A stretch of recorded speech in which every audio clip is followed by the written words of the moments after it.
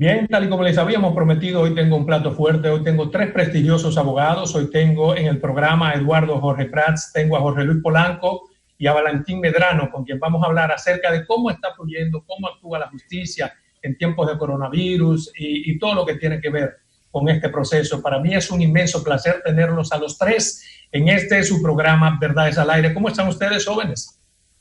Buenas, un placer estar aquí. Saludos, para mí, Valentín, saludos Eduardo, muy bueno compartir con ustedes esta experiencia. Y para mí también es un orgullo estar en este programa. Nosotros estábamos en la fila a espera de que se hiciera el llamamiento, y ya cuando ya se dijo, cuando ya se pasó lista, yo respondí a mi nombre. Saludos al profesor Eduardo Jorge Prat, mi maestro, varias maestrías, al hermano Jorge Luis Polanco, Adolfo, muchas gracias por la invitación. Y me gustó mucho el orden de la presentación, porque justamente eso respondió y respetó el señor y la majestad, primero, del inconmensurable, el inalcanzable Eduardo Jorge Prat, a quien yo bauticé, profesor, el padre del derecho procesal constitucional dominicano, bien. El derecho constitucional dominicano. Bien, gracias Valentín por esa introducción extra. Yo quisiera analizar con ustedes. Quisiéramos...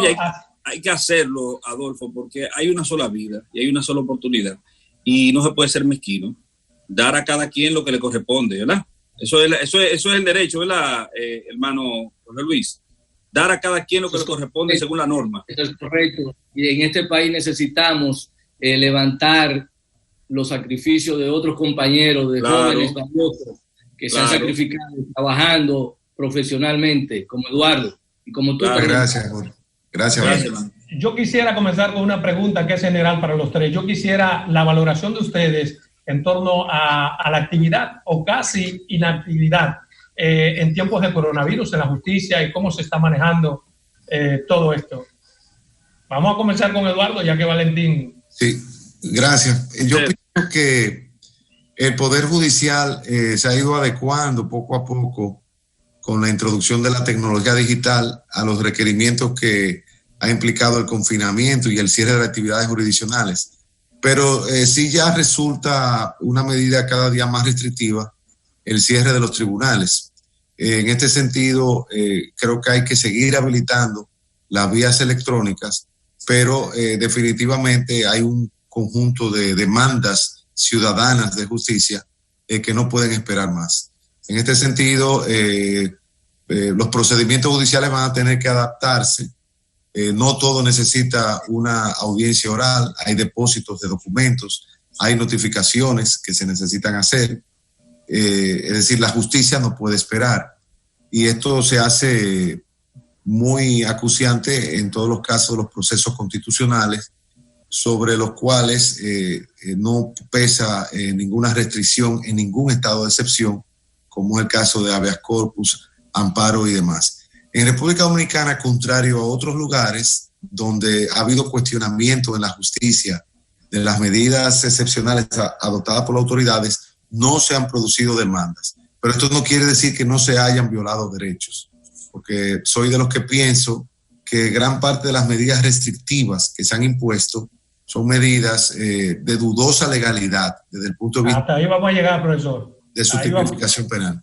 Pero vemos que se celebra con aplausos, porque este es el país del reinado del populismo penal, cuando arrestan miles de personas para que se contaminen del virus, como algo, cuando realmente lo que la policía debería hacer es escoltar a esas personas a su domicilio y no someterlo a la intervención mínima del proceso penal. Yo creo que la justicia ha hecho un esfuerzo, ahí lo hemos visto, el esfuerzo que se ha hecho para implementar la firma digital, pero de por sí ya veníamos arrastrando la necesidad de más jueces para más casos. Hay zonas como Montecristi que los jueces no tienen quizás trabajo, pero Santo Domingo, Santiago, las grandes urbes del país sí necesitan, y esto viene agravado por el estado de cierre de empresas y demás. Ahora hay muchas cuestiones que dilucidar. Temas laborales, por ejemplo, que se hacen acuciantes porque hay una suspensión de más de 1 millón de personas, hay prestaciones laborales que están en juego, y se trata también de derechos fundamentales. Por lo tanto, yo creo que la demanda por una justicia más rápida, más eficiente y por procedimientos más abiertos y más ágiles está presente. El profesor Jorge Luis Polanco, ¿cuál es su valoración sobre esta forma de...? Bueno, ya yo como abogado, que prácticamente mi ejercicio es un 90% de los litigios, ya yo venía sufriendo los percances de una justicia enferma antes de la pandemia. Porque recuérdate que ya el propio presidente de la Suprema Corte de Justicia había reconocido que la Suprema Corte de Justicia tiene una mora de más de 18,000 casos. El día que salga la información de cuál es la mora antes de la pandemia que tenían los tribunales ordinarios, ustedes se van a sorprender. Y como dice el amigo Eduardo, la justicia no puede esperar. Una justicia que sea retardada, no sea oportuna, que no resuelva a la casuística que se le plantea, lo que coloca al usuario del sistema en una situación perniciosa y crea el abanico de lo que se le llamaba en la antigüedad como la defensa del derecho de hacerse justicia por su propia mano. Entonces, si llegamos a un momento crítico de pandemia universal y un virus que está amenazando la salud, yo creo que el ente judicial, el sistema judicial, es parte de la emergencia. No puede excluirse del estado de emergencia para que sus órganos se activen con mucho más eficacia, porque los derechos no se pueden suspender, ni la Constitución lo prevé, y lo contrario, lo que se amplía la necesidad del sistema para poder atender una serie de demandas adicionales que trae de por sí el statu quo que genera el estado de emergencia. ¿Qué piensa Valentín? Ahora bien, todas las iniciativas que se han tomado, como es el mantener el recurso de amparo de extrema urgencia, porque hay que hacer la distinción que solamente en los casos de extrema urgencia se están conociendo amparos, y el caso de las medidas de coerción es algo positivo, pero no suficiente. Valentín, ¿qué tú piensas sobre esto? Bueno, la justicia dominicana es un elemento que ahora se adiciona a la condición de elemento entristecedor y empobrecedor de una clase profesional de la República Dominicana. Los abogados están empobrecidos, no gracias a la decisión tomada por la justicia porque era necesaria, sino porque es una realidad resultante de esa decisión. La justicia tenía que actuar como actuó y necesariamente tuvo que, para salvaguardar vidas, anteponiendo justamente las vidas de los seres humanos que conpueblan, que participan, que acuden, bien sea como clientes del sistema de enjuiciamiento penal, en muchos casos que obliga a la inmediación, porque como bien decía el profesor Jorge Prat, no en todos los casos se requiere una audiencia y una participación presencial de las partes envueltas en un proceso. Pero en materia penal, por ejemplo, es obligatoria la presencia de las partes porque uno de los principios rectores del sistema de enjuiciamiento penal justamente es el de inmediación, que obliga a que las partes estén presentes en el proceso durante todo el desarrollo del mismo, de la A a la Z procesal. Ahora bien, si hablamos de justicia, tenemos que segregar con respecto a las materias desde el punto de vista de los derechos que sirven como materia que apodera a los plenarios. Porque la justicia electoral, por ejemplo, ha estado trabajando de forma normal. Ellos se adaptaron rápidamente y he visto que por lo menos han estado anunciando, no tengo la experiencia personal para sancionar lo que se ha estado haciendo con respecto a la justicia procesal electoral. Ahora, los procesos electorales se han estado conociendo, aparentemente se han estado fallando por la vía digital. La justicia administrativa, lo que tiene que ver con los procedimientos administrativos, se aperturó para los juzgados de atención permanente, se aperturó la posibilidad de que estos puedan conocer algunos asuntos que son el símil del recurso de amparo para la vía ordinaria y se están conociendo a través de la justicia de atención permanente. Pero en sí, desde el punto de vista de la situación del abogado, del que ejerce, como dijo José Luis, que el 90% de su ejercicio es presencial en los plenarios, en los tribunales, en los litigios. Eso no existe en la actualidad. Se están conociendo medidas de coerción. Sabemos Valentín, que se trata de una medida precaria ante la realidad, ante la emergencia. Obviamente es una medida que no es lo ideal. Pero en algunos aspectos, ustedes se habrán dado cuenta si este método de impartir justicia o de ventilar casos llegó para quedarse, podría llegar para quedarse. Digamos, por ejemplo, para conocer medidas de coerción, recursos de amparo. ¿Ustedes no creen que podría ser factible en el futuro? En materia penal nunca. Dejo al profesor Prat, pero solamente le quiero decir que en materia penal jamás esto podría resolver la situación. Específicos, menores. En algunos casos es posible, claro que sí, porque hay casos. Por ejemplo, nosotros tenemos, y qué bueno que está el profesor Prat aquí para dilucidar el asunto. Nosotros tenemos una violación constante de aspectos nodales desde el punto de vista procesal penal y desde el punto de vista procesal constitucional, que se dan y nosotros lo asumimos como buenos y válidos. Nunca nos hemos abocado a la discusión de que si eso es correcto, porque simplemente pasa como con la resolución ahora de la Junta Central Electoral, que suspende una fecha que la Constitución establece. Entonces se da una violación en la gradación de lo que tiene que ver con la legislación, pero lo aceptamos. ¿Por qué? Porque es bueno para la mayoría, un mal menor. Pero pasa con las audiencias de la Suprema Corte de Justicia, Las audiencias de la Suprema Corte de Justicia no son audiencias. Tú vas a leer en materia penal unas conclusiones y eso es violatorio de todo el andamiaje procesal penal, pero nosotros los aceptamos.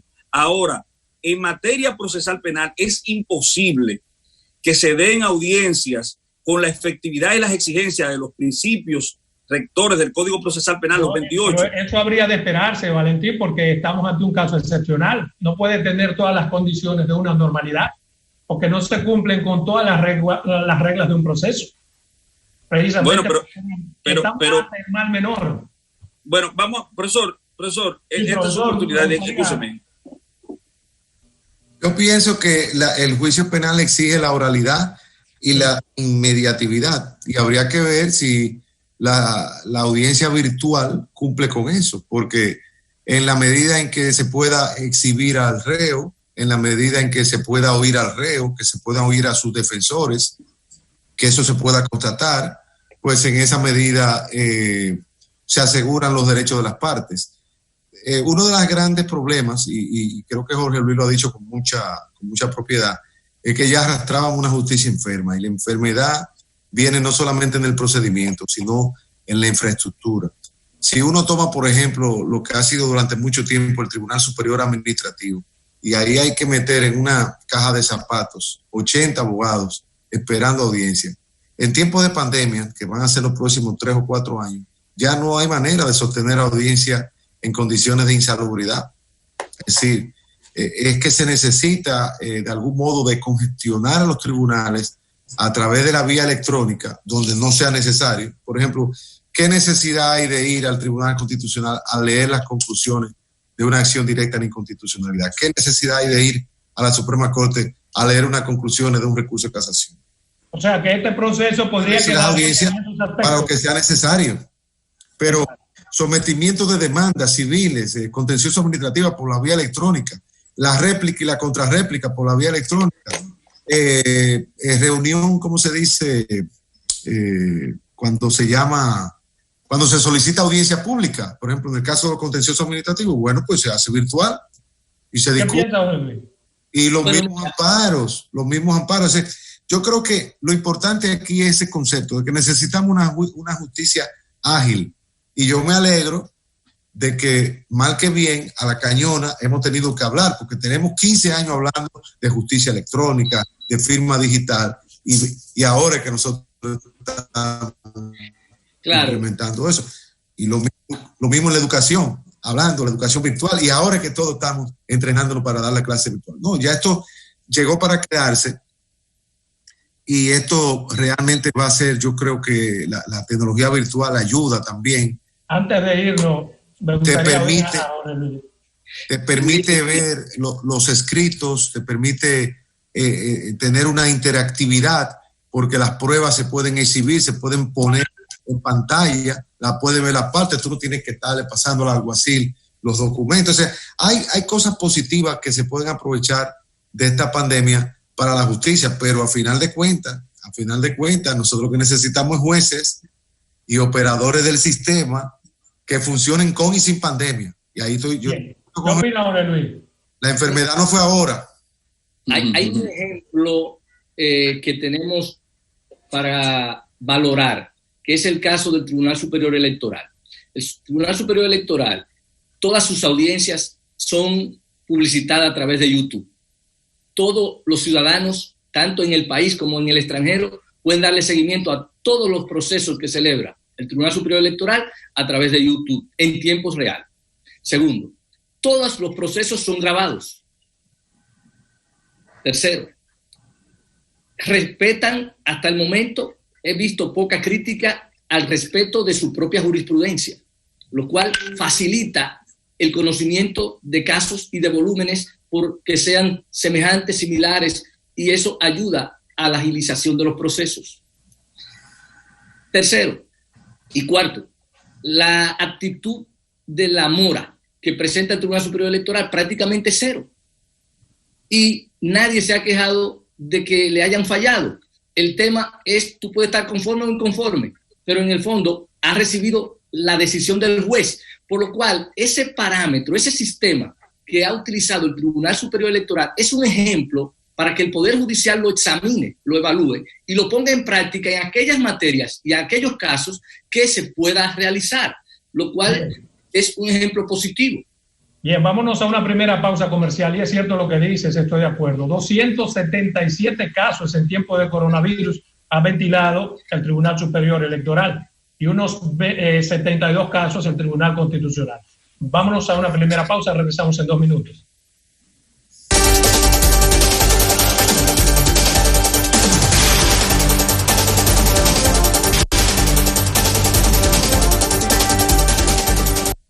Bien, continuamos en esta interesante entrevista con estos 3 prestigiosos abogados, Jorge Luis Polanco, Eduardo Jorge Prat y Valentín Medrano, hablando sobre la justicia en tiempos de coronavirus. Hay algo que a mí me preocupa, no sé cómo lo ven ustedes, y es que qué tan efectivo pueden ser esos casos en un país en donde se cae el sistema, se va la luz. ¿Cuál usted cree que sería la efectividad?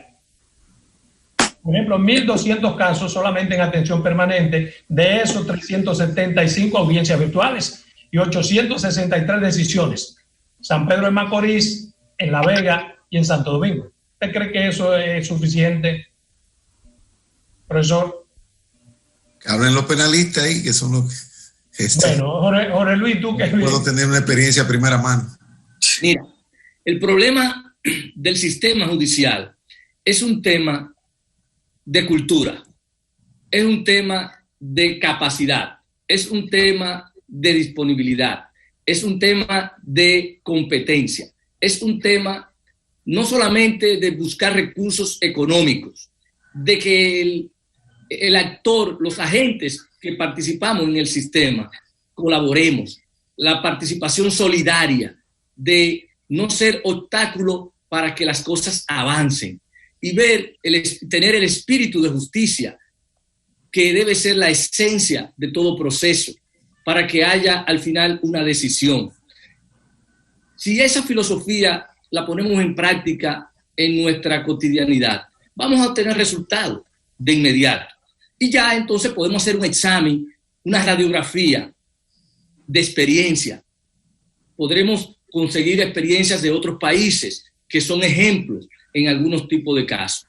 Yo considero que, por ejemplo, todo lo que es agotar nuestro Código Procesal Penal contempla prácticamente una única audiencia en jurisdicción de juicio. Eso se ha desnaturalizado. Esa figura se ha desnaturalizado. Es decir, han ido creando, al margen de la ley, una serie de modelos de experiencias antijurídicas que afectan y contaminan lo que ha sido el aporte legislativo. Entonces, yo llamo la atención de que nos apeguemos a las normas, aun cuando no sean adversas en algún momento determinado. No podemos convertirnos en agentes y representantes de nuestros intereses y perjudicar el enfoque colectivo, porque al final el enfoque colectivo es la experiencia que nos protege la verdadera seguridad jurídica. Estamos al margen, digamos, igual que el juez. Un juez no puede continuar dando precedentes y caminando en dirección contraria a sus propias decisiones. Hay que mantener la unidad jurisprudencial y la Suprema Corte de Justicia tiene que ser la primera que dé el ejemplo. ¿Por qué? Porque se ha desnaturalizado la interpretación de la norma. Los jueces, cuando toman una conducta casuística para evaluar, no están siendo apegadas ni a sus propios precedentes, ni a los precedentes orientadores de la Suprema Corte de Justicia. Eso ocasiona mayor letargo, mucho más trabajo y crea una inseguridad total. Ese es un punto clave lo que señala Jorge Luis. Hablamos de justicia, publicidad del juicio, pero se están publicando las sentencias. Apenas se publican las de los tribunales superiores y ni siquiera porque el Tribunal Superior Administrativo no publica todas sus decisiones. Entonces, la tecnología te permite poner en tiempo real, al tiempo que se dicta la sentencia, eso se sube a la plataforma virtual del Poder Judicial. Esas cosas han estado pasando, profesor, independientemente de que estemos en tiempo de pandemia. Eso debería hacerse y para eso ayuda la tecnología. Otro problema que ha salido a relucir recientemente, los secretarios de los tribunales ejercen un juicio de inadmisibilidad de las acciones. Dicen, no, abogado, usted no puede depositar eso, vaya y rehaga eso, que usted tiene que hacer una demanda. Pero ¿de cuándo a dónde? En una secretaría lo que tienen que depositar por la vía electrónica no te pueden devolver nada. ¿Cuánta gente no le han devuelto un escrito? Y que no, eso no es así, o eso no tiene el formato, porque ahora hasta te están exigiendo el espacio que debe haber, el interlineado, el papel, Dios mío, y hasta el máximo. Están incluso hablando de que hay un máximo para que los abogados no hablen mucho. Son locuras que uno ve en este sistema y uno dice, ¿cómo que se puede perder tanto tiempo? A mí me alegra que esta crisis nos haya agarrado bajo la presidencia de Luis Henry Molina en la Suprema Corte de Justicia, porque Luis Henry Molina es un gran gestor, es un gran conocedor de los procesos judiciales y posiblemente la cabeza mejor montada y la más vieja que hay en América Latina y la región acerca de los procesos de reforma judicial. Aquí hay que hacer una reforma profunda, pero una reforma de la gestión para atender a la persona. Pero se está trabajando en eso, profesor. No importa que sea la cabeza más amueblada si no lo están haciendo, se está haciendo. ¿Se vislumbra esa posibilidad? Yo creo que sí, se ha iniciado todo un proceso de consulta nacional de lo que es la reforma. Ahí han participado muchos abogados y ahora mismo se acaba de hacer un proceso de consulta para la firma digital. Pero tiene que seguir. Además, es un esfuerzo de esto que señalaba Jorge Luis, del bamboleo jurisprudencial de tribunales que no respetan su propio precedente. Se debe no solo a que no se publican las sentencias, sino a que la doctrina, la dogmática no está haciendo la labor de control social de las decisiones de los jueces. Y por eso los penalistas dicen, bueno, ahora vamos a la República Independiente de Barahona, que ellos tienen allá su código. Vamos a la República de Bávaro, de Higüey, allá tienen su código procesal. Pero eso Eduardo, escúchame, hay que preguntarle a veces, ¿cómo se hace tal cosa aquí? ¿Cómo es aquí? No, ese güey, no le diga eso. Mira, no menciones esa palabra, tiene que hablar de tal cosa. Porque entonces no puede ser que nosotros tengamos una cultura oral de la memoria histórica que hay que preguntarle al secretario del tribunal. Pero ¿por qué no se corría eso, profesor? Porque eso es muy viejo. Eso que usted dice es cierto. Hay como islas de derecho. O sea, en el norte se aplica de una forma, en Higüey de otra forma. En la época de nosotros, cuando nosotros éramos estudiantes, nosotros fuimos criados en un modelo mucho más uniforme, era más atrasado, lógicamente. No había un procedimiento penal como ahora, acusatorio, oral, pero no había la posibilidad de que un juez civil te saltara con una tontería como te salta ahora cualquier juez violando su precedente, porque había un estudio, habían revistas, había un estudio de la jurisprudencia, estaban los compendios de Berger Chupani, etcétera. Pablo Hernández, creo que se llamaba. Lupo Hernández Rueda. No, Pablo Hernández era, no sé cómo se llamaba, el otro compendio. Óyeme, pero todo esto ahora hay demasiadas leyes y la doctrina va rezagada. Doctrina, universidades, estudiantes van rezagados. ¿Qué hace falta? Mejores clínicas jurídicas en las universidades. Hace falta una escuela nacional de abogacía, porque aquí realmente los defensores públicos y los jueces y los fiscales le llevan millones de kilómetros a nosotros los abogados. ¿Por qué? Porque ellos tienen Escuela Nacional de Ministerio Público, Escuela Nacional de la Judicatura y tienen programas de formación inicial. Aquí los licenciados en Derecho salimos inmediatamente a la práctica sin pasar por una Escuela Nacional de Abogacía, que no es que se haga un edificio y un instituto, sino que se creen programas que las propias universidades den para lo que es la práctica jurídica. Y eso va a permitir que haya una nueva cultura institucional. Quiero volver al enfoque en tiempos de coronavirus. ¿Qué les parece a ustedes, por ejemplo, que tanto el Tribunal Constitucional, el Tribunal Superior Electoral, por ejemplo, están recibiendo los casos, pero no los conocen y como compensación no ponen a correr los plazos? Valentín, tú que eres un batallador en esos. Sí, pero yo no quiero que nos vayamos del tema anterior sin aportar algo, Adolfo. Y tú me vas a excusar. Obviamente tú eres el anfitrión, pero pero hay asuntos que yo creo que es necesario puntualizar y resaltar. A mí, por ejemplo, yo veo que la Suprema Corte de Justicia quiere adaptarse. Yo aplaudo todo lo dicho por y también suscribo lo dicho por el profesor Eduardo Jorge Prat en cuanto a las cualidades que cimentan, que identifican, que definen al presidente de la Suprema Corte de Justicia. Pero el problema es, nosotros podemos tener toda la celeridad posible, ajustarnos, por ejemplo, en tiempos de coronavirus por un asunto de plazo, por un asunto de esa frase que estableció Jorge Luis, de que una justicia retardada es una justicia denegada. Pero el problema mío ni siquiera es el plazo, o sea, para mí eso poco importa. Tú puedes tener un plazo que se te cumpla, pero si tienes una decisión porquería, una decisión inservible, es lo mismo, una denegación, lo único que ha sido más rápida, más rauda. Entonces, cocinar decisiones tampoco puede ser la solución. O sea, vamos a hacerlo rápido, vamos a decidir rápido, vamos a tener los procesos en el plazo que establece la norma, que dicho sea de paso también, el peor ejemplo lo da justamente la Suprema Corte de Justicia, Cámara Penal, porque no respeta ni siquiera la ley. Hace muchos años que aquí se viene diciendo que desde la Cámara Penal de la Suprema Corte de Justicia se viene legislando. O sea, la ley dice una cosa, ellos aplican otra que es contraria a la ley y te justifican. Y ese no es un papel, no es una potestad que tiene la Suprema Corte de Justicia. Quisiera volver, Valentín, porque me interesa saber si en tiempos de coronavirus ustedes creen que las decisiones que se están tomando, además de legales, son legítimas o son simplemente legítimas, aunque al margen de la ley, por el estado de excepción. No, serían legales y no legítimas. Porque vuelvo y te reitero, te están dando un número. Si están entrando 20 casos, están saliendo 20 casos, supongamos. Tú, desde el punto de vista estadístico, tienes el resultado acorde con la exigencia de ley en cuanto al plazo razonable. Perfecto, tú estás cumpliendo con eso, pero vuelvo y te digo, si el contenido de esa decisión no se ajusta a los requerimientos de la Constitución de la República y de las leyes, y pero no hace...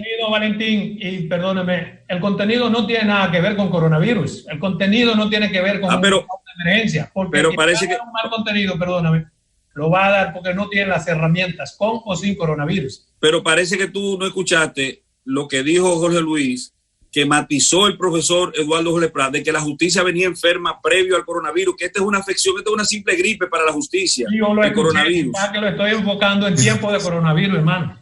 Estoy enfocando a la justicia las precariedades en tiempo de coronavirus. Sabemos y es obvio que enferma, que necesita muchos especialistas en todas las áreas de la salud para curar. Es obvio, Adolfo, que tú no puedes poder correr un plazo procesal que exija de la persona que violente todas las recomendaciones que hacen las autoridades con respecto al aislamiento social. Tú no, porque, por ejemplo, tú no tienes acceso a un alguacil para que el alguacil, por ejemplo, notifique un documento o una acción cualquiera que tenga que ajustarse justamente al cumplimiento de un plazo. Tú no tienes... Vamos a ver. Mira, mi abuelita siempre planteaba que en tiempo de vaca gorda uno se prepara para cuando la sequía llegaba y las vaquitas se ponían flacas poder trabajar.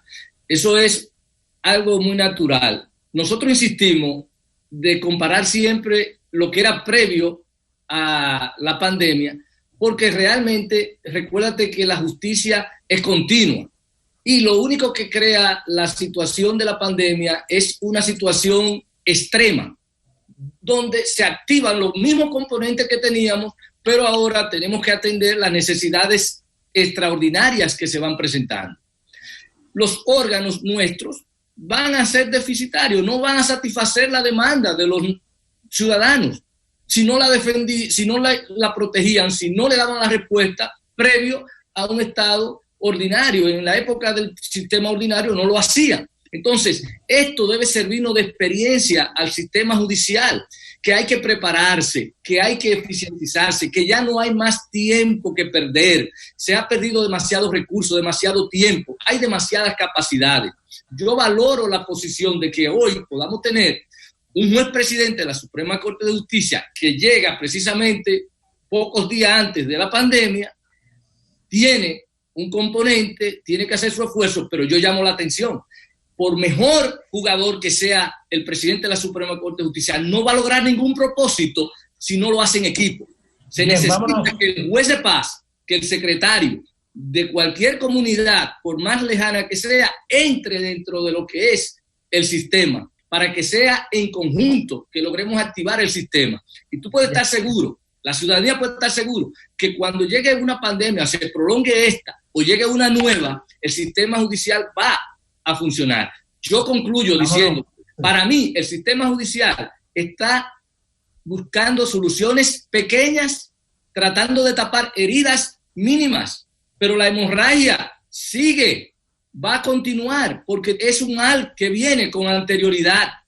Bien, vámonos a una segunda pausa comercial sobre estos temas que son sumamente interesantes. Cuando regresemos, me gustaría la opinión de ustedes, su valoración en torno a cómo les va en términos económicos en tiempos de coronavirus. Si han tenido que despedir a sus empleados, los que tienen bufetes, o si están manteniendo a sus empleados como una ayuda también en tiempos de coronavirus. Vámonos a comerciales.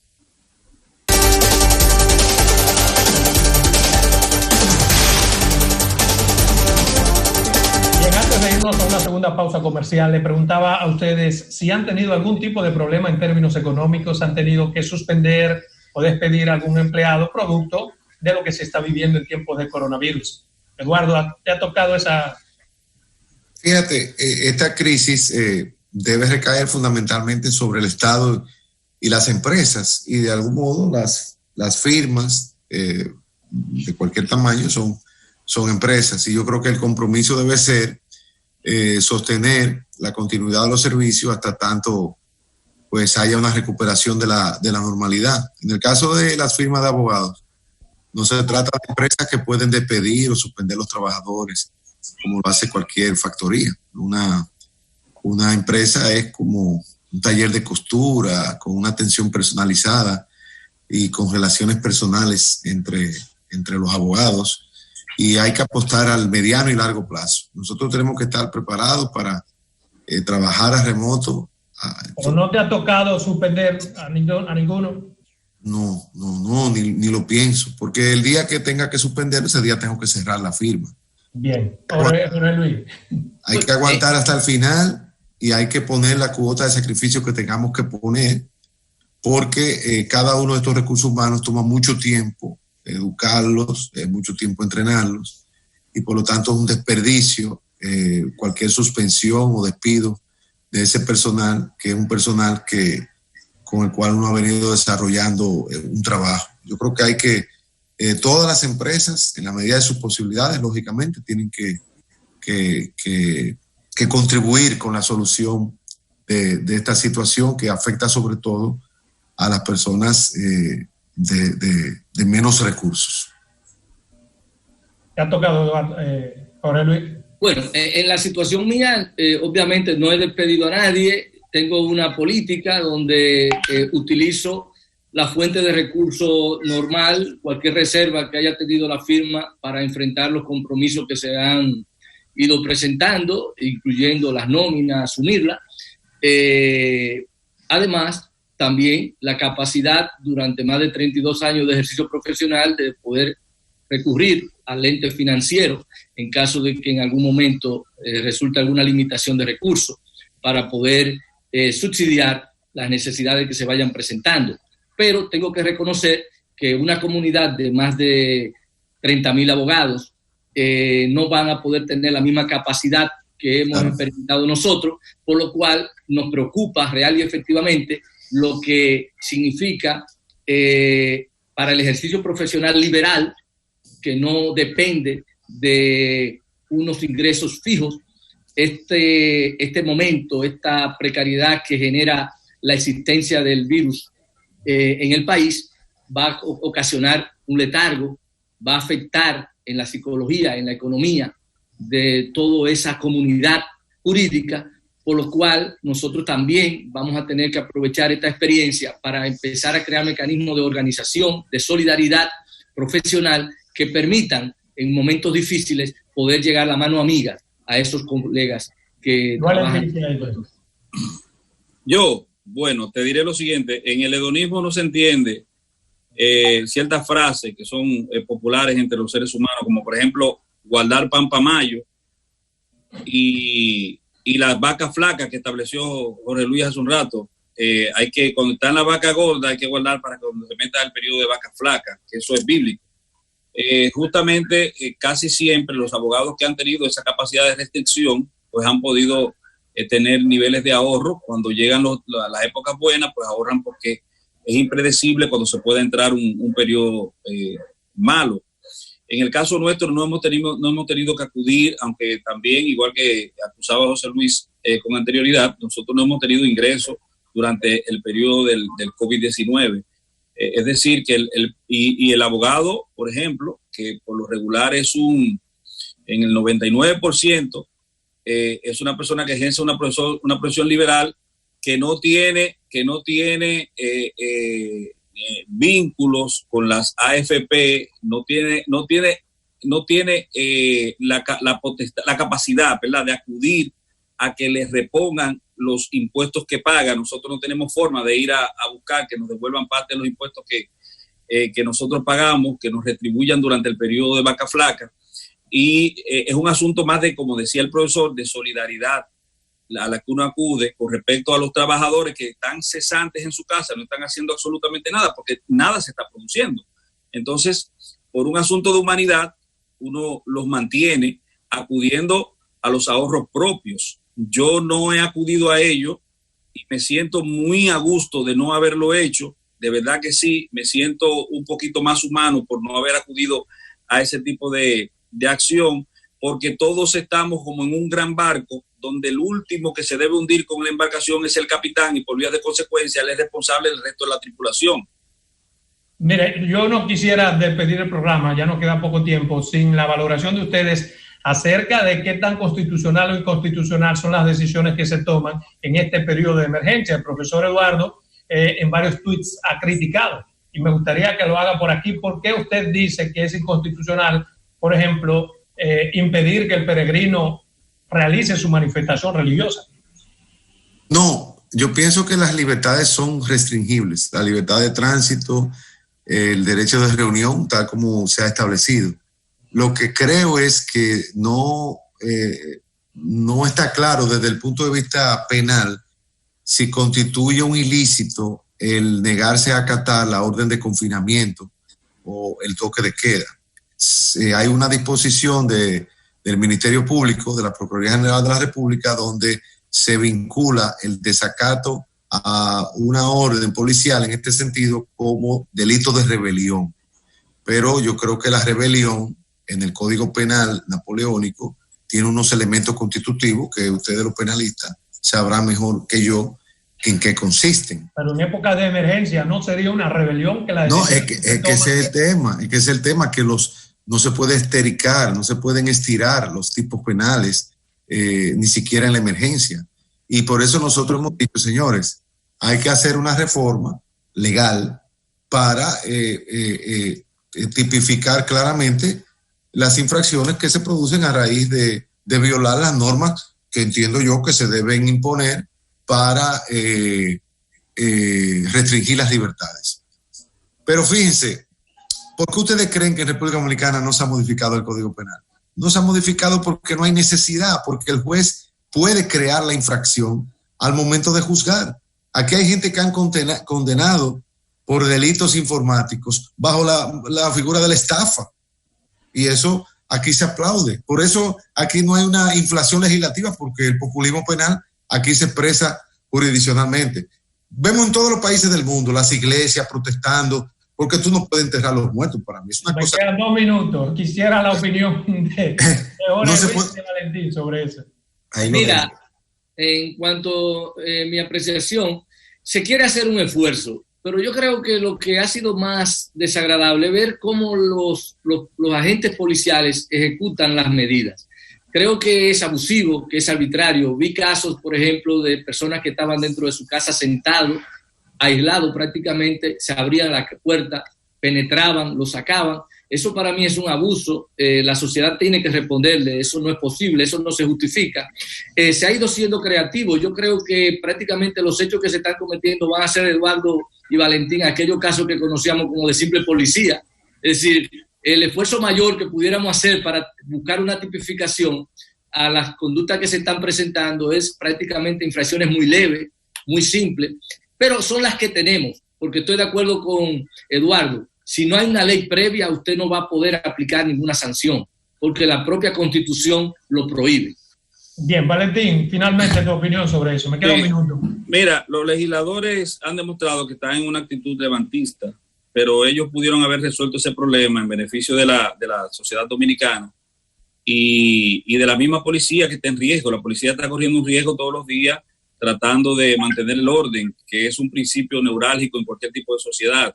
¿Y qué debieron hacer? Bueno, mira, con el estado de excepción que se somete al Congreso Nacional, crear los tipos penales que tienen que ver con respecto a la situación del coronavirus y que tengan una duración específica de en cuanto a la pandemia perdura. Es decir, para cumplir con el principio de legalidad que establece el profesor, pero tiene que ser inexacto, porque el artículo 25 del Código Procesal Penal prohíbe que usted haga interpretaciones extensivas o que cree un tipo penal que no existe dentro de una norma, porque eso es violento el principio de legalidad. Entonces, para cumplir con eso, lo ideal sería que lo incluyeran dentro de la solicitud de estado de excepción como delitos para la crisis que nosotros nos encontramos. Mire, señores, para mí ha sido sumamente importante, interesantísimo tenerlos aquí, y he tenido un solo aprendizaje, que comencé a hablar del coronavirus, pero hay cosas que son mucho más importantes en materia de derecho que tenemos que debatir.